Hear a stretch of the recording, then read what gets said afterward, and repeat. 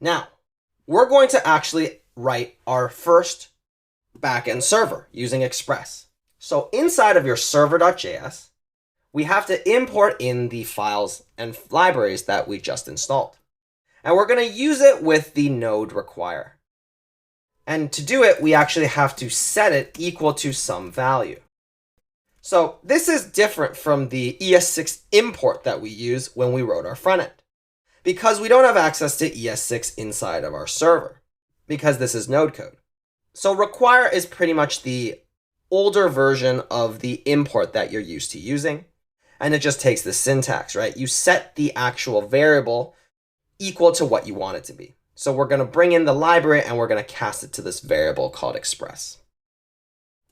We're going to do the same thing for cores. And again, I'll show you what it means when we actually use it.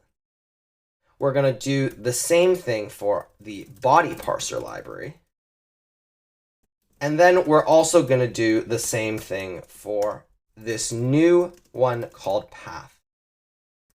Now, path, we didn't actually bring in to our package.json because path gets bundled into any node project. And what the module path does is it lets us build out pathing for our directories. And the reason for that is because in final production builds, most builds get optimized and you don't actually know a lot of the times what the directory name, right, you might be in. Path just allows it in the moment to calculate it for us. I know that might sound confusing, but this is the main idea with path, is that it allows us to dynamically build when we call it from our current directory to where we're actually trying to go. And I'll show you what that looks like when we actually start using it as well. Now, you remember I mentioned that we brought in this .env package, right, in order for us to store our secret key? What you're going to do is you're going to make a new file inside of your root called .env. And inside of here, you are going to set that secret key value that you had. So inside of your dashboard, you are going to reveal the test key token, copy that over, and then you're going to put it in here under stripe secret key like this, equals, and then you're just going to paste it in. You don't need to put it in quotations, but I'm not going to do this on camera because again, you need to hide that secret key from people. But just paste it here and then we'll be able to use it. And then what we're going to do is we're going to say if process.env.nodeEnvironment is not equal to production, meaning if we're in development or testing, what we want to do is we want to then require in our .env library, and we're going to say config. So this loads the .env into our process environment, which allows our process.env now to access that secret key. And that's how we keep it secret. Now, inside of our getignore, we are going to add the .env into it. And this way, we make sure that we don't ever send any sensitive information we put in our .env into any repos, because that pretty much eliminates the purpose of trying to make it secret. And now we're going to actually use our Express app. And we're going to do this by saying const app equals express. So this will instantiate for us a new Express application. And then we're going to say that we want the port that we host our app on to be either the process.env.port, right? So if there's a port value on the process environment, we're going to use that port. Otherwise, we're going to put it on port 5000. So our server is going to be on a different port than our localhost. Our localhost will be on 3000 and our server will be on 5000. Now, in order for our front end to actually be able to access our web server, we have to tell it that we want it to use that port whenever it makes API requests. So I'll show you what we do here. Inside of your client's package.json, you're going to add this proxy key, which Create React App will know how to use. And here you're going to pass in a string that says http://localhost 5000. And this will be how our Create React app will know that when we pass it just URLs, like not complete URLs, but the back of URLs, which you'll see when we actually do the Stripe request, that it will instead fire them off to localhost 5000 instead of 3000, which will allow us to hit our backend server that we're writing. So just save that, and then close this file, and we'll continue with our server.js code. Now, the next thing we want to do is we want to start leveraging these libraries that we brought in. So in order to do that, we're going to say app.use, which is what we now get with our Express. Right? And we're going to pass in bodyparser.json. And this pretty much just says we're going to make sure that any of the requests coming in, I want you to process their body tag and convert it to JSON so we can use it. It's just that extra step done for us using this body parser middleware. Again, you remember with fetch, whenever we made a request, when we got the response back, we had to say .json on it. This is pretty much a way for us not to have to do that every time.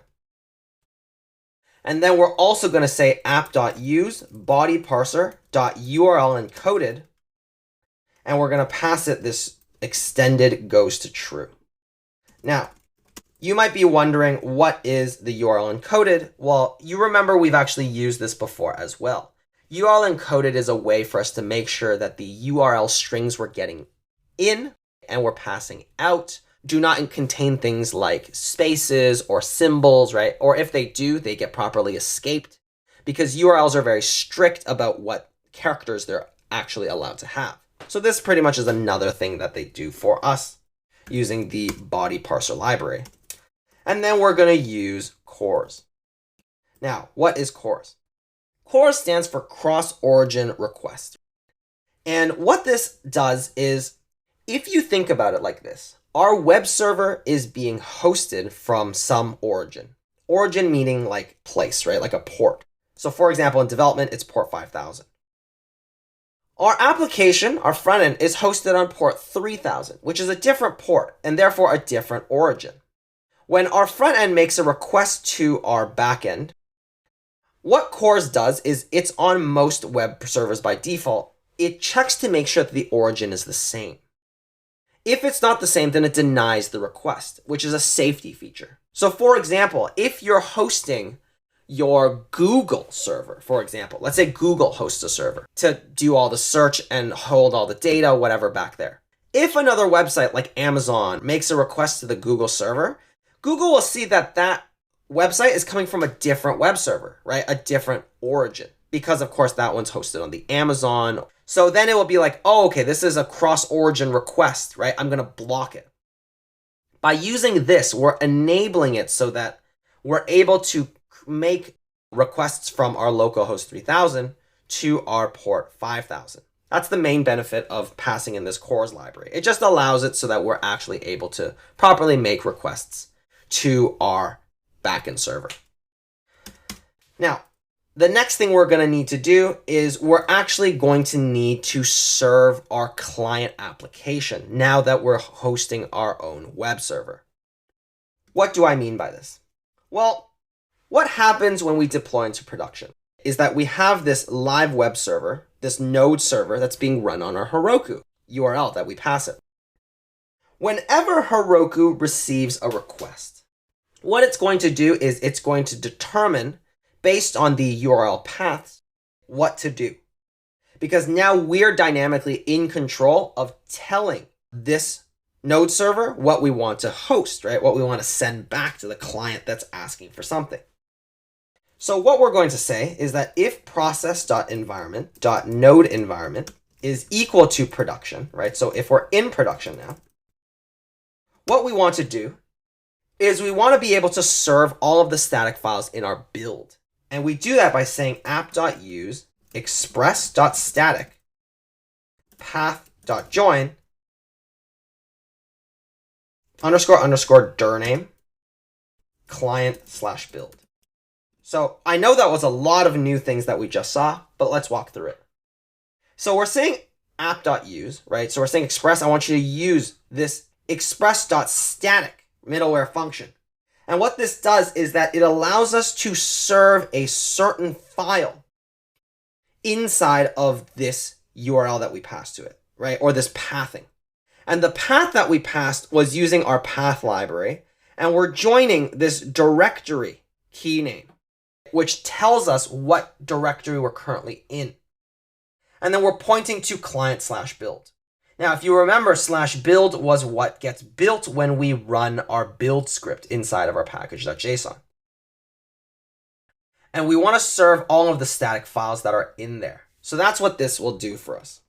But the only way that we're actually able to serve it is we have to say what route we want to use it at. So we'll say app.get, and then we'll pass it that star, which means that this is for every URL. Any URL that the user hits, we pass this get a function. And in this function, we get a request and a response.